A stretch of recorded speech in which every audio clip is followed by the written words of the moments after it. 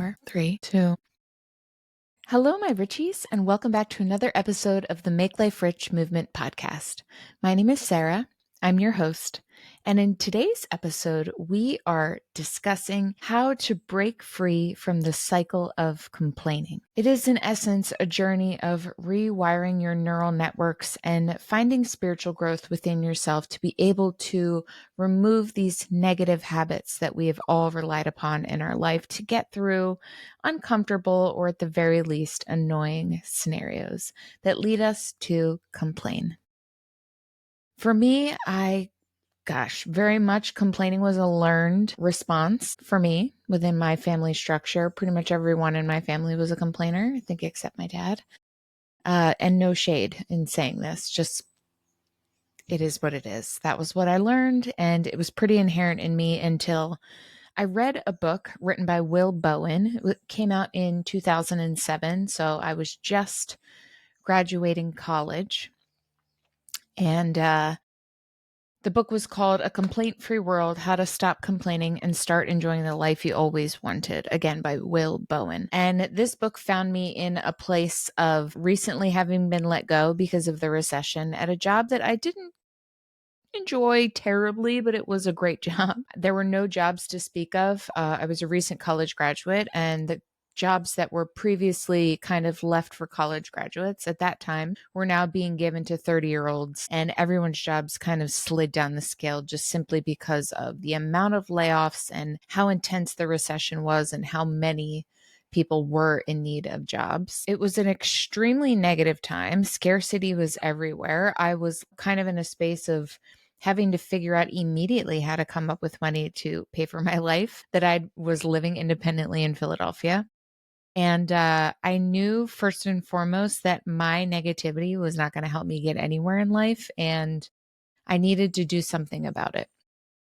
The book came with a plastic bracelet, and that for me literally and was enough for me to pick it up from Barnes and Noble and read it. And it really did plant a seed in me that has to this day given me the ability to complain very little. Complaining is not something I rely upon. I have to be really tired, really hungry, really emotionally spent and burnt out at both ends of the candle to think about complaining. And it's not something that I throw around lightly. It took from 2007 until about a year ago for me to really be able to just take life as it comes. So in the freedom that I have found within that journey and where it's led me to being able to complain a whole heck of a lot less, I want to be able to share a lot of the tidbits that both came from this book and what I've learned over the years of just trying to complain a little less every day. So let's first talk about why we complain. The psychology behind complaining is pretty substantive. Okay. We need to really take a look at this because there's a lot to be said about inner child healing and growth that may need to happen in order for complaining to cease and desist within your habits and your neural framework.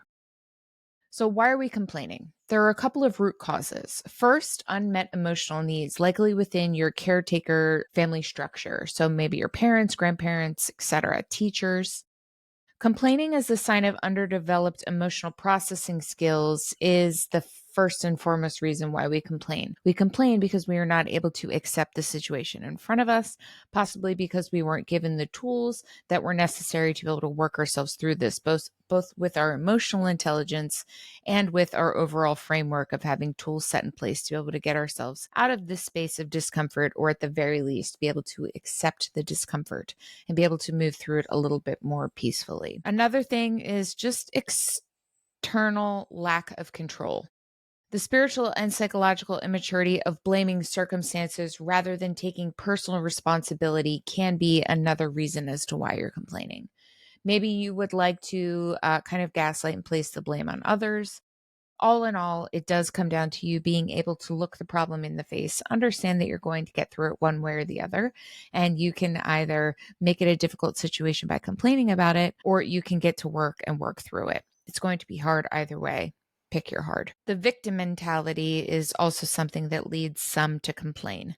And that may not be for every complainer, but for most complainers, there is an essence of victim mentality. I myself certainly had some victim mentality mixed in there. Victim mentality leads you just to complaining in a cycle that is keeping you stuck in a powerless position rather than giving you the fortitude and the understanding to know that you're not only going to get through what's been put in front of you, but you can do so without complaining or making it, again, more difficult for yourself because you're just adding strife to what is already an uncomfortable scenario for you.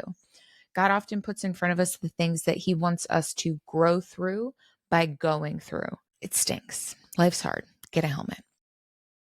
Now, what are the additional ways in which complaining is something we keep sticking around? There is a certain level of dopamine hit that is going to come from complaining, and understanding how complaining provides you with that temporary relief, but creates long-term dependency as well as deepens the hole of the problem that you need to either work through or fix. It's not always worth that dopamine hit. You know what I mean? Like the juice isn't always worth the squeeze, and the squeeze being complaining, the juice being dopamine. The neural pathways of information and repetitive complaining kind of creates superhighways within the neural pathways that are leading your brain to choose a negative default for its actions. It may feel like it is also more gratifying to complain with that dopamine hit, but in reality, you are seriously building a very deep trench that you're going to have to build yourself out of. It took me, as I said, a number of decades almost to be able to get to a place of no longer having complaining being my default. And you want to be careful and think about how those unmet emotional needs, how that victim mentality is leading you to consistently just digging deeper and deeper in those neural pathways because you're choosing that habit that you want to be readily available to you, which is complaining, rather than finding steadfastness within yourself to be able to look it head on and move from there with action. Now, when we are thinking about the ripple effects of complaining, there are a number of ways in which complaining damages your life. First, there's internal damage, that neuroplasticity and those grooves that you are deepening that are of negative habit forming actions within your brain. Complaining literally rewires your brain for negativity and stress. It's going to bump up your cortisol. It's going to cause a stress hormone cascade that is just not only causing psychological impact with your cortisol, your immune function, and your mental health, but it is making it significantly more difficult for you to be able to disengage with this negative habit of complaining, that negative dopamine release, and then bring yourself back to a place of homeostasis where you are calm and peaceful. There's also a deep spiritual disconnection. Complaining blocks gratitude and faith, and those are one of the first bits of ingredients within the recipe of being able to connect with the divine and connect with God. Complaining creates division and distance between you and God, and that is absolutely something you want to work to remedy as soon as possible. It seems as though between the cyclical rendering of this negative habit and the cortisol and the dopamine and all of the rewards that are coming with this negative action, you are going to find yourself in a very deep place of climbing the ladder to get out of the hole you've created. And although it is going to be difficult, I promise you it is so worth the peace, the grace, and the gratitude that you will find down the line for yourself. Not only no longer complaining, but the ease within which you will get through these problems and scenarios that in previous times of your life would have led you to immediately complaining. You will over time find yourself in these scenarios where before you would have been like running amok with inside yourself, and you will sit back and be like, oh my gosh, I worked through this with ease. This used to cause me strife before. Like, heck yeah, high five. Like, woo, we're winning right now. We are winning. There's also a lot of relational destruction that comes from you being a complainer and a habitual complainer.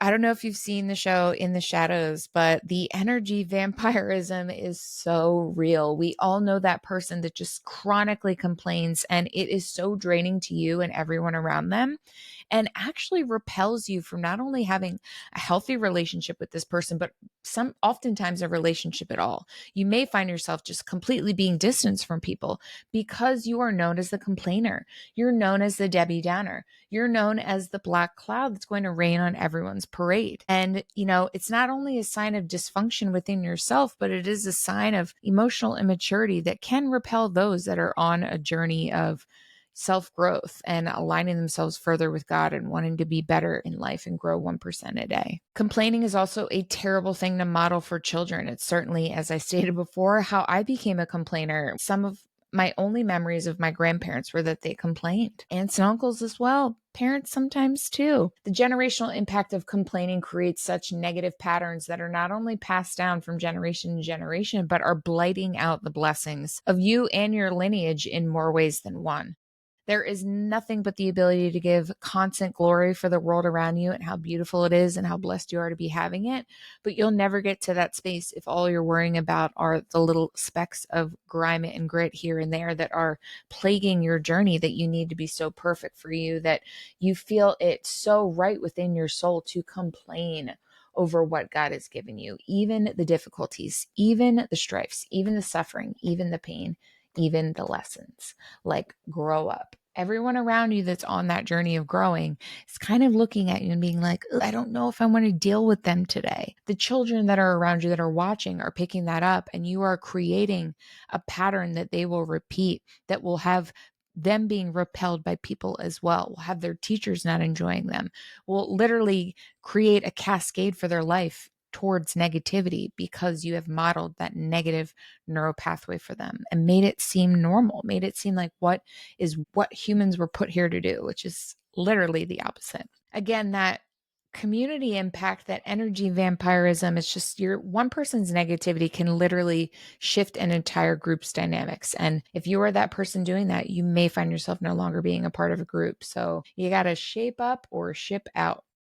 Now, as we discussed before, there is a shadow work connection here with inner child work needed to kind of help you just quit complaining. And what complaining reveals about our shadow and our shadow work is pretty deep and it's pretty profound. First and foremost, there's going to be a ton of unprocessed trauma there. Complaining often masks these deeper wounds and unhealed parts of ourselves. As we said in the beginning of this episode, unmet emotional needs early on within your childhood are going to create these almost deep desires for complaining as a way to draw attention to the parent or the parental figure that wasn't tending to us enough. They weren't looking at us enough. Like complaining could be seen as like those baby birds in the nest that are still relying on mouth feeding from their parents. And they will cry and cry and cry all day and make a mountain out of a molehill. They may not be starving, but they certainly cry like they are. And I think that when we find ourselves in a space of relying on complaining as a way to be seen by others to get our emotional needs met, we're not only denying ourselves of the bounty of love, support, and just overall kinship that is out there when we are vulnerable with one another. But again, you cut off that ability for God to be able to connect with you and for you to be able to see the just monumentous ability for change and progress within the challenge that you find yourself complaining about. I think there's also a lot to be said about projection, and I was extremely guilty of this. I needed to learn how complaining about things in others when we haven't faced them in ourselves is not only an outlet for disaster, but it's just really keeping you from being able to look yourself in the face and be like, okay, let me deal with myself first before I go projecting out onto others. This, in moving in with my mother after my father's passing, my husband and I had a lot of jokeful moments where, because he is getting to see me near my mother, he's seeing these generational habits in the flesh happening sometimes side by side. And it's really interesting because not only is moving back here given me the ability to just truly and completely process so many things, mother wound, generational traumas, like habits that I don't enjoy about myself, but it has given us the ability to really see in live time what these projection mechanisms look like. And for me, it was, my mom not putting away the Tupperware. And then I myself am not putting away the Tupperware. My husband has to remind me to put away the Tupperware. It's like I am trying to chide her on not putting them away for some reason when I haven't done it yet myself. Recently, within some Bible study over this past week, actually, within the Beatitudes, I think it is, Jesus says, who are you to draw attention and judgment to a man for a splinter in his eye when you have a whole log? And that really falls in line with projection and just understanding that you're going to complain about things in others. They are the mirror for you. You need to turn around and look at what inside of you is upset about that thing in them. And that's it. You are literally no one to be judging anyone. Take those instances of you being like, about somebody else and flip it with a mirror and be like, what in me right here, right now needs to hear this and see this and know this? Okay, cool. Also, complaining kind of reveals a lot of our shadow work and our inner child's need for control. The ego's attempt to manage anxiety through verbal processing is something that I think most complainers are doing and utilizing it for. The stress reliever of anxiety, discomfort, fear, and just our ego's attempt to try and bring some sense to it all by complaining or at least moving some steps forward in action because they do not enjoy sitting in the waiting period. I have found myself in a waiting period for almost the last 5 years, and I feel very close to being on the other side, the turning point of that waiting period. And I can tell you my control issues are pretty dang near gone at this point because it was not up to me at any moment in time for me to push my desires or my needs or wants and the timeline for them that I desired out onto the world like I was going to make it happen. It's just not the case. We have almost no control over our lives besides the emotions that we put out into it. And you are certainly in control of your complaining, but you are not in control of your life and the way in which it unfolds, whether that is to or not to your liking. And that was something really big for me to accept as a former type A individual. And I think that there's a lot to be said about just knowing that not 1 ounce of anxiety and the energy you put into it is going to add another hour to your life. That was another thing that I just recently read in the Beatitudes that Jesus had said. And it's so true. Just letting that simple truth wash over you and be the thing today that brings you peace and calm. No amount of anxiety spent is going to add a minute or an hour to your life. And that's it. So why waste that energy? I'm giving you the permission to stop, as did Jesus. So let's talk about the inner child factor, which if you are new here, you will learn that I am very obsessed with inner child healing and the way in which it's led me to a relationship with God and Jesus. So what are some of our inner child factors? Well, first, there's the developmental needs that didn't get met. Complaining can be an adult expression of childhood emotional needs that again went unmet or were never even addressed or brought to your reality in the first place. You may not even know it's something that you need to be doing. Second, reparenting work. I love this. I literally do guided visualizations for this very thing and have dozens of them at this point that can help you to work through this, a few of which I've posted as episodes here on this show. I will drop in the show notes and attach some episodes with some inner child guided visualizations and reparenting work that also come with some journals for use. Look for that in the show notes. Inner child factor also reveals the emotional regulation skills and how you can work on building the capacity to sit with discomfort without immediately externalizing it, projecting it, complaining about it, just sitting with it, looking for the lesson. Why is this bothering me? Where's the seed in here that has led to this being like a full-blown cornfield of disruption and upset for me? I need to get down to the seed. So we know why we complain now, and we know where complaining comes from, but how do we go about remedying our need and desire to complain, as well as the habit that it has now become so deeply ingrained within our everyday lives? First, gratitude as a spiritual discipline will save you, my friend. Moving from scarcity to abundance mindset through intentional Thanksgiving is going to literally free you. One thing for me that has been really big, I will catch myself complaining that I am like sitting in traffic. And I will notice that there's an individual that clearly not only doesn't have a car, but is walking where they need to get that day. And it's 92 degrees and it's hot.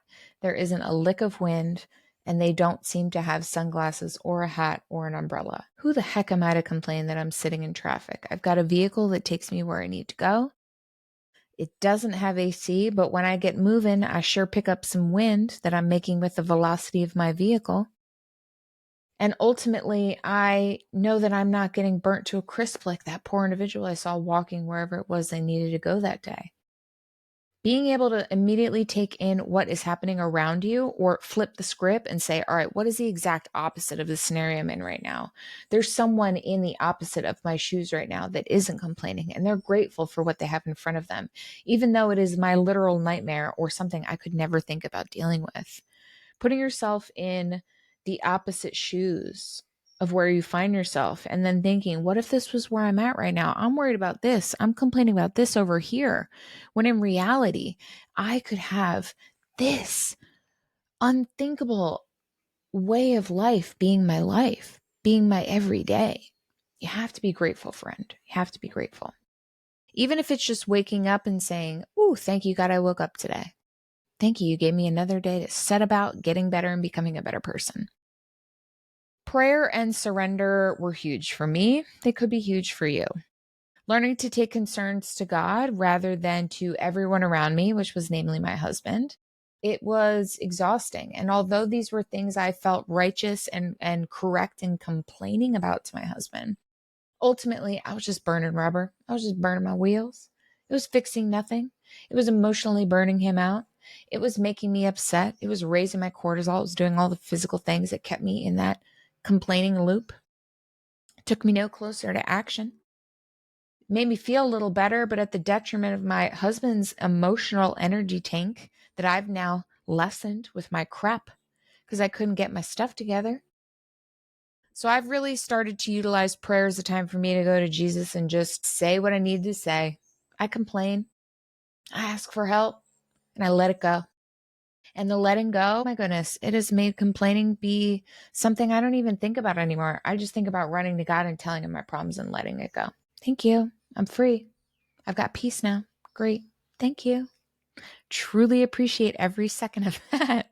There's also the ability to just turn to scripture, or if you are someone that likes the idea of meditating, guided meditation, which I've mentioned just a few minutes ago.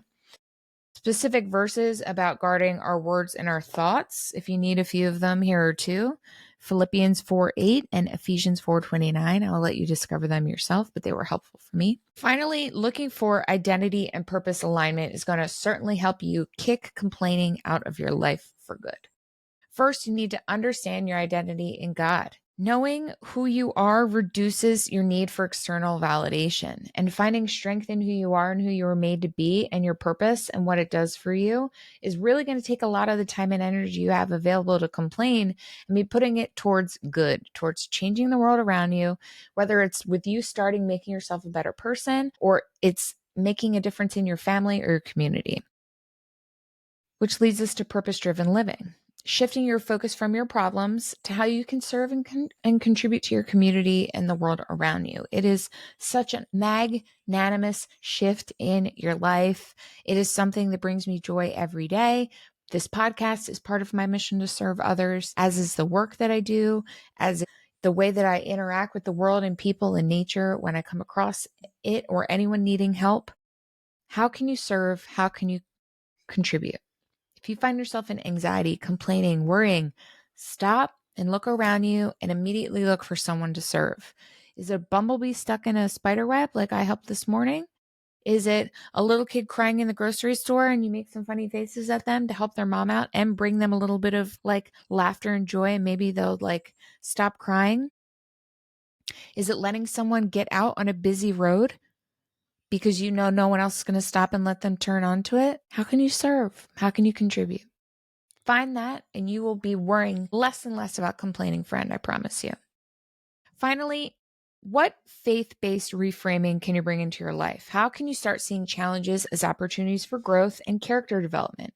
How can you see challenges as ways for you to grow through when you go through rather than them happening to you, against you? Finally, we want to rewire our brain. Neuroplasticity and the principles of neuroplasticity are how we go about intentionally creating new habits. These new habits are what line our neural pathways.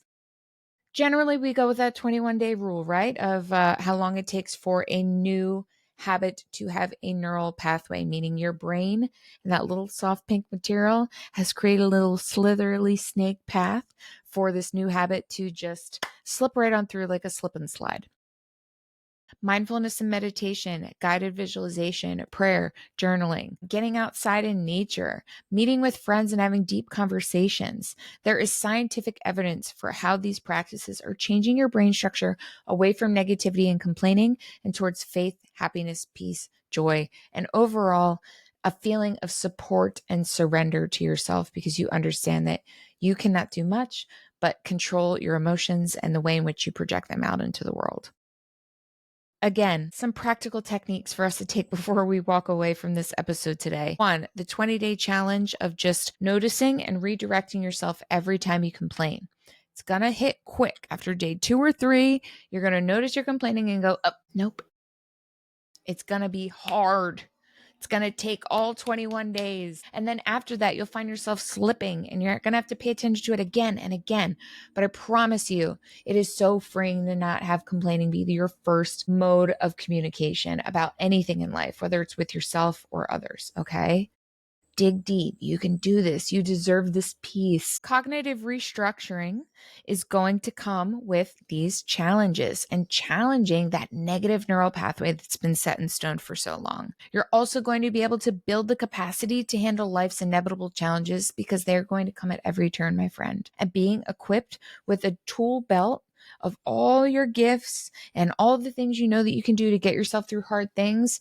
Oh man, it's such a blessing. It's such a blessing in life. And it really does open life up in a way that allows you to enjoy so much more because you're not allowing scarcity and fear to drive that wheel. So here are a few daily practices. First, the morning intention setting. After you wake up and you thank God for another day ahead of you, let's start each day with gratitude and a positive focus and maybe an intention.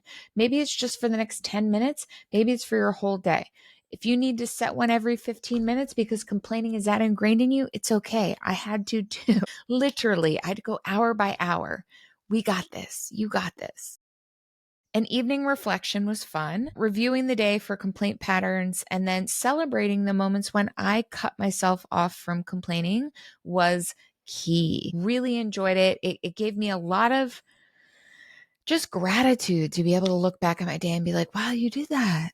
You did that. You would have complained about that for at least half an hour. And today you only complained for 5 minutes. So like, high five. Also, it's really cool to have accountability partnerships. Find someone within your life that also wants to jump off of the complain train and find themselves just transformed in newness, strength, and wonderment of life in front of them and what challenges and opportunities await them ahead.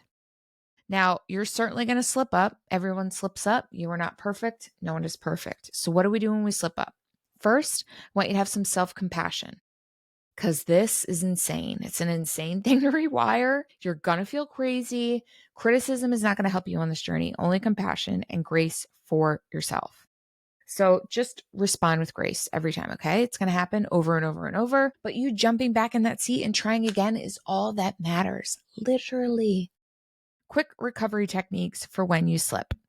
There are immediate strategies to kind of shift out of complaining mode, and it starts with you learning your patterns.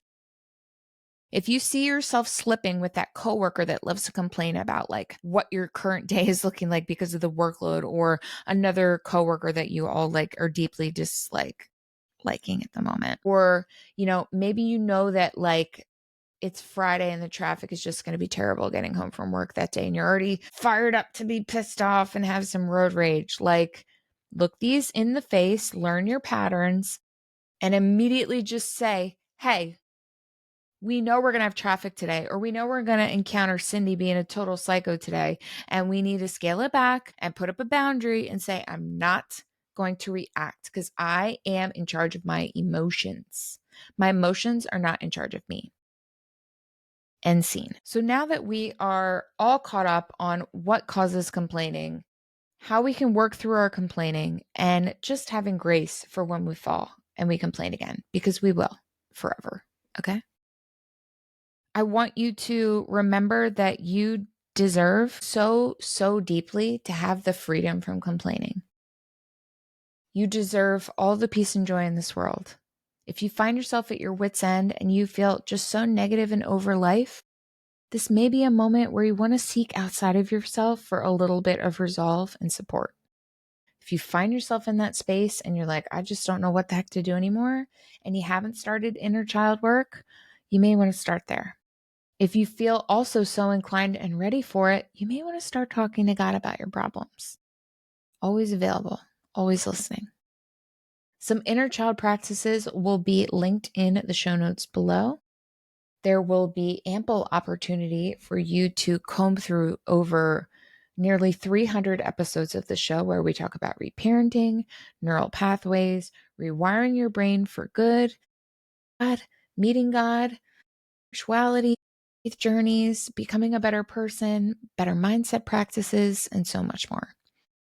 And although this summer we have taken a bit of a hiatus from interviews, you can always count, starting in the fall again, for us to have 2 interviews a week with individuals that have literally changed the world around them after going through something that made them realize that life was for living and they wanted to contribute to it as much as possible.